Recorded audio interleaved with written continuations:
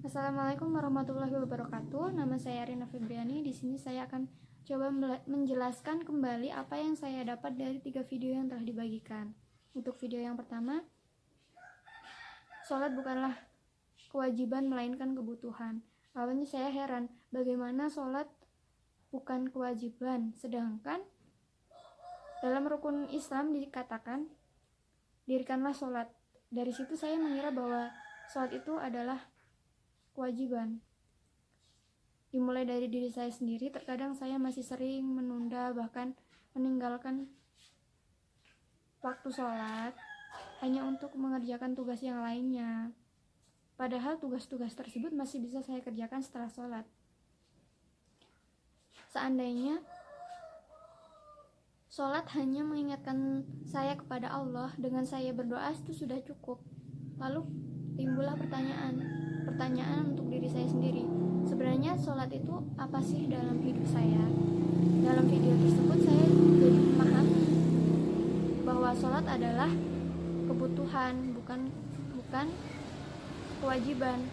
Karena jika saya menganggap sholat sebagai kewajiban, terkadang ketika saya melakukan kewajiban ada rasa bosan, dan ketika saya bosan saya akan memilih liburan, memilih untuk beristirahat dari kewajiban tersebut. Tapi jika saya menganggap sholat itu sebagai kebutuhan, ketika saya meninggalkan satu waktu sholat saja, saya akan merasa gelisah, saya akan merasa tidak tenang, seperti ada yang saya lewatkan. Jadikanlah sholat sebagai kebutuhan, karena Allah lah yang telah memberi kita nikmat, rizki yang melimpah, dan juga musibah, agar kita lebih banyak bersyukur dan lebih banyak memohon kepadanya.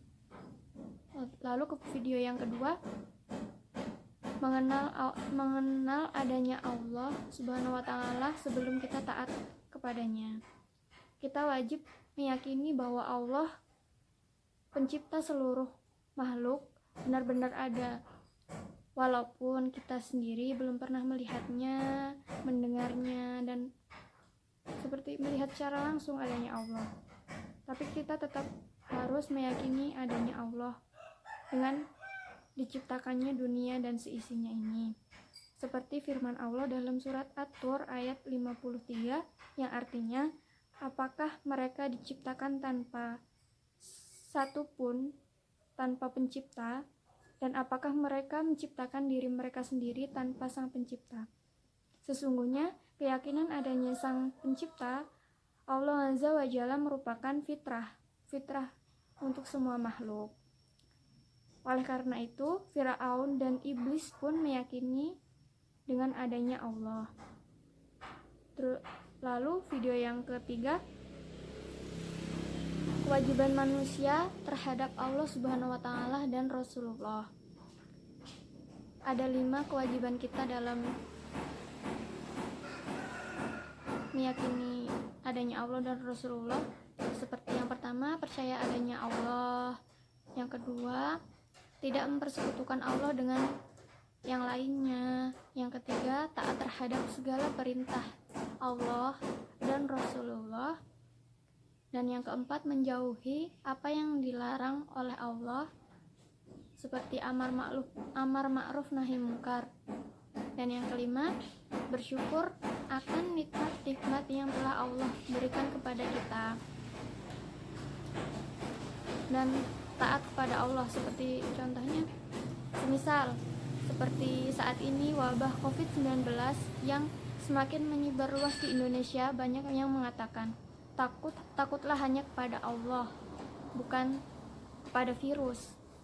Iya, benar dalam kalimat-kalimat tersebut, tapi Allah berfirman, jauhilah suatu kaum yang dilanda musibah atau wabah. Nah, dari firman tersebut kita bisa menyimpulkan bahwa Allah pun telah menganjurkan kita untuk meninggalkan suatu kaum dan menjauhi suatu kaum yang terkena musibah, dan menjaga diri kita itu sudah termasuk sikap taat kita kepada Allah. Demikian tadi penjelasan dari saya, kurang dan lebihnya saya mohon maaf. akhiri. Wassalamualaikum